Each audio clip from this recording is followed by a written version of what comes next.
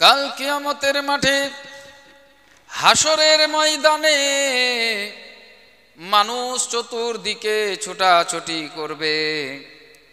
মানুষ যখন হয়রান পেরেশান হয়ে যাবে, সেই হয়রানি অবস্থায় পেরেশানি অবস্থায় তারা একে অপরে জিজ্ঞাসাবাদ করবে, চলো আমরা বাবা আদম আলাইহিস সালামের দরবারে যাই। আমাদের আদি পিতা আদম আলাইহিস সালাম, আমাদের সকলের পিতা আদম আলাইহিস সালাম আমাদের কোনো হেল্প করবেন, মদত করবেন, চলো আমরা সবাই গিয়ে হযরতে আদম আলাইহিস সালামের কাছে যাই। মানুষ হয়রান পেরেশান হয়ে যখন সবাই একত্রিত হয়ে হযরতে আদম আলাইহিস সালামের কাছে আসবেন, হযরতে আদম আলাইহিস সালামকে বলবেন, ওগো আমাদের আদি পিতা, আমরা তোমার সন্তান, আমাদের আজ মদত করুন। আল্লাহ রাব্বুল আলামিনের সম্মুখে আমাদের জন্য সুপারিশ করুন, আমাদের যেন বিচার খুব তাড়াতাড়ি হয়ে যায়। এই হাসরের ময়দানে প্রখর রৌদ্রের তাপে মাটি পুড়ে তামা হয়ে গেছে, সেই মাটিতে আমাদের দাঁড়িয়ে থাকা তো দূরে থাক, এক মুহূর্ত সেখানে থাকা আমাদের সম্ভব নয়।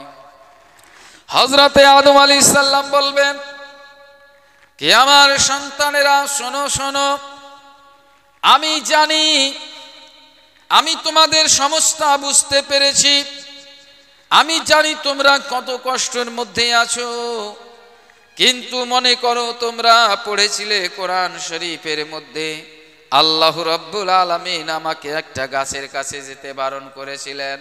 আল্লাহ রাব্বুল আলামিন বলেছিলেন, লা তাকরাবা হাযিহিশ শাজারাতা, হে আদম তুমি ওই গাছের নিকটবর্তী যাবে না, যদি তুমি যাও ফাতাকুনা মিনাল যালিমিন, তুমি সেই জালিমদের অন্তর্ভুক্ত হয়ে যাবে। হযরতে আদম আলাইহিস সালাম বলেন, হে আমার সন্তানেরা, আজ আমি ওই কারণেই চিন্তিত আছি যে আজ আমার সাথে আল্লাহ রাব্বুল আলামিন আমার সাথে কি ব্যবহার করেন, এই জন্যেই আমি আজ চিন্তিত অবস্থায় আছি। কারণ সেই শয়তান মালাউনের ফারেবে আমিও সেদিন শয়তানের ফারেবিতে পড়ে গিয়েছিলাম, ওই গন্ধম ফল খেয়ে ফেলেছিলাম বলে আজ আমি নিজেই চিন্তিত আছি। এই জন্যে বাবা আদম আলাইহিস সালাম বলবেন, হে আমার সন্তানেরা, ইযহাবু ইলা গায়রি, তোমরা অন্যর কাছে চলে যাও, যদি অন্য কোনো নবী, অন্য কেউ তোমাদের যদি শাফাত করাতে পারেন।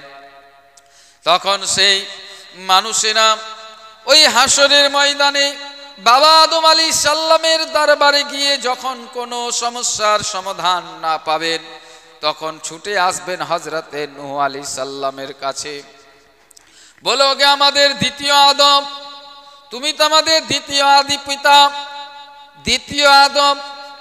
হযরতে নূহ আলাইহিস সালামকে বলবেন, হুজুর, ওগো নবী আল্লাহ, আমাদের হেল্প করুন, আমাদের শাফাআত করুন। সেই একই কথা হযরতে নূহ আলাইহিস সালাম বলবেন।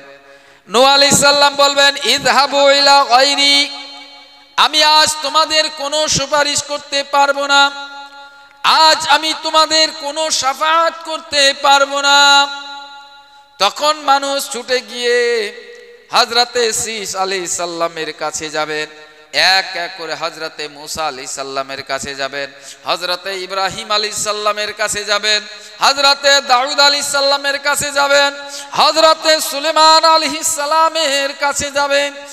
এক এক করে মানুষ 1 লক্ষ 2 লক্ষ কমবেশ 24,000 পয়গম্বর, সমস্ত পয়গম্বরদের কাছে যাবেন, কিন্তু সকলেরই একই বাণী থাকবে, ইযহাবু ইলা গায়রি।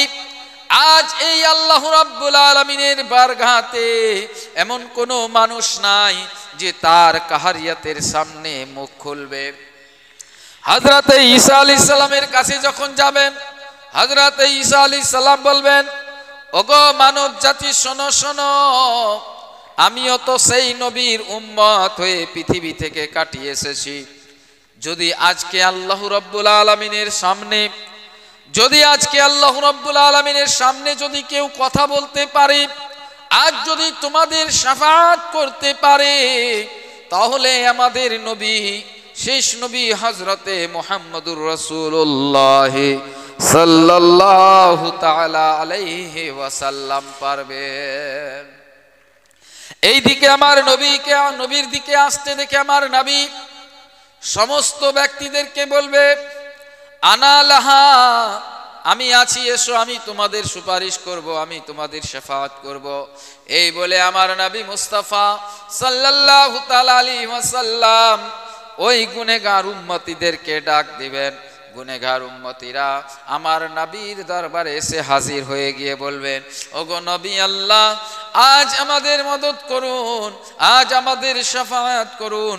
আমার নবী মুস্তাফা সাল্লাল্লাহু তাআলা আলাইহি ওয়াসাল্লাম এই গুনেহগার উম্মতদের এত কষ্ট দেখে আমার নবী মুস্তাফা সাল্লাল্লাহু তাআলা আলাইহি ওয়াসাল্লাম সিজদায় পড়ে যাবেন।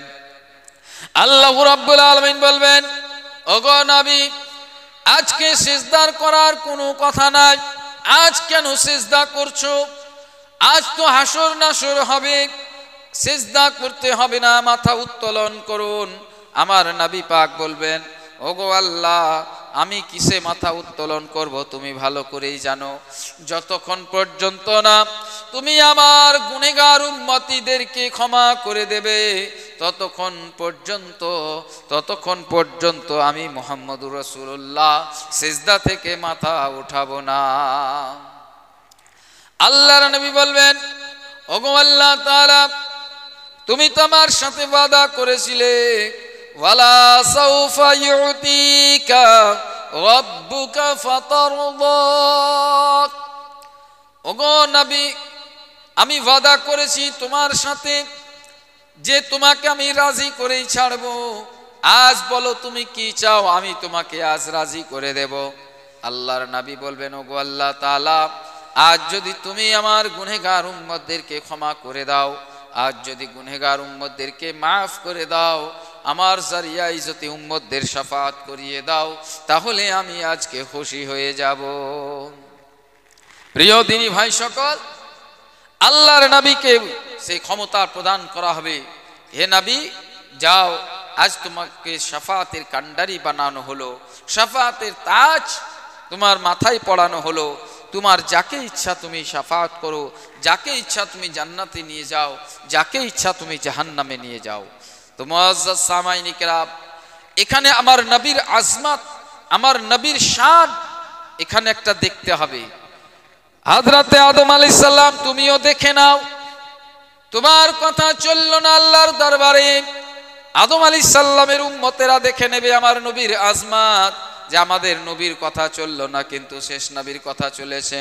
হযরতে মুসা নবীর উম্মতেরা দেখে নেবে, হযরতে মুসা আলাইহিস সালামের নবীর উম্মতেরা দেখে নেবে যে নবীর আজমত শেষ নবী মুহাম্মদুর রাসূলুল্লাহ সাল্লাল্লাহু তাআলা আলাইহি ওয়াসাল্লামের জিকিরকে কিভাবে আল্লাহ পাক বুলন্দ করেছেন, যে কাল কিয়ামতের মাঠে সমস্ত নবীর উম্মতেরা দেখবে যে আমাদের নবীরা সবাই ইজহাবু ইলা গায়রি বলেছে যে আজকে আমরা কোনো শাফাআত করতে পারবো না, কিন্তু নবীর আজমত, নবীর শান আল্লাহ এত বাড়িয়ে দিয়েছেন, কিয়ামতের দিন সবাই নিজ চোখে দেখে নেবে যে আমার নবীর আজমত কতটা, আমার নবীর শান কতটা। তো প্রিয় দিনী ভাই সকল, আজ নবীর প্রতি দরুদ পড়বো না, নবীর প্রতি কিয়াম করব না, নবীকে সালাম করব না, নবীকে হায়াতুন নবী মানব না, সেই সব মুনাফিক, সেই সব ব্যক্তিরা কিভাবে সেই নবীর কাল শাফাআত অর্জন করবে বলুন তো? কাল নামাজ থাকবে পকেটের মধ্যে, রোজা থাকবে পকেটের মধ্যে, সমস্ত ইবাদত থাকবে তার নামায়ে আমালের মধ্যে, কিন্তু বিচার সে আর পাবে না। পুরো হাসরের ময়দান ছুটাছুটি করবে, যতক্ষণ পর্যন্ত আমার নবী শাফাআত না করবেন কোনো মানুষ শাফাআতে হবে না। সব হাসরের ময়দানেই ছুটাছুটি করবে, সব কিয়ামতের মাঠে ছুটাছুটি করবে। তো প্রিয় দিনী ভাই সকল, এটাই যে নবীর আজমত, নবীর শান বর্ণনা, কি নবীর আজমত কতটা, নবীর শান কতটা, এই জন্যই আপনাদেরকে বলা হয়েছে যে নবীর প্রতি দরুদ পড়ুন, নবীর প্রতি সালাম করুন, নবীর প্রতি মোহাব্বত রাখুন। কারণ আল্লাহ পাক কোরআনের মধ্যে বলেছেন, কুল ইন কুনতুম তুহিব্বুনাল্লাহ ফাত্তাবিউনি ইউহিব্বুকুমুল্লাহ ওয়া ইয়াগফির লাকুম যুনুবাকুম ওয়াল্লাহু গফুরুর রহিম। হে মাহবুব, আপনি বলুন, যারা আল্লাহকে রাজি করতে চায়, যারা আল্লাহকে খুশি করতে চায়, যারা আল্লাহকে পেতে চায়, তাহলে আর তাদের কোনো রাস্তা নাই। ইউহিব্বুকুমুল্লাহ, তাদের আল্লাহ তাদের প্রতি রাজি হয়ে যাবে। কখন? যখন সে নবী মুস্তাফা সাল্লাল্লাহু আলাইহি ওয়াসাল্লাম রাজি হয়ে যাবেন। আল্লাহ পাক বললেন, ওয়া ইয়াগফিরু লাকুম যুনুবাকুম, তোমাদের সমস্ত আগের পিছের গুনাহকে মাফ করে দেওয়া হবে। ওয়া ইউহিব্বুকুমুল্লাহ, আল্লাহ তোমাদের প্রতি রাজি হয়ে যাবেন।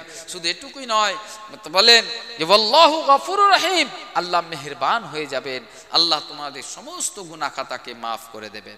তো প্রিয় দিনী ভাই সকল, তাহলে নবীর শান মান নিয়ে আমাদের কটূক্তি করা ঠিক না। এটা একেবারে মুনাফিকতার স্তরে। সে মুনাফিক যে নবীর শান মান নিয়ে কটূক্তি করে। তো আমরা এই দিকে লক্ষ্য রাখবো যে নবীর আজমত, নবীর শান, নবীর জিকিরকে যখন আল্লাহ রাব্বুল আলামিন বুলন্দ করে দিয়েছেন, উচ্চ মর্তবাতে পাঠিয়ে দিয়েছেন, তাহলে আমরা কি সেই নবীর শানকে ঘটাবো, নবীর মানকে ঘটাবো, নবীর আজমতকে ঘটাবো। কোনো আলিম মোল্লা পারবে না যে নবীর আজমতকে ঘটাতে, নবীর শানকে ঘটাতে।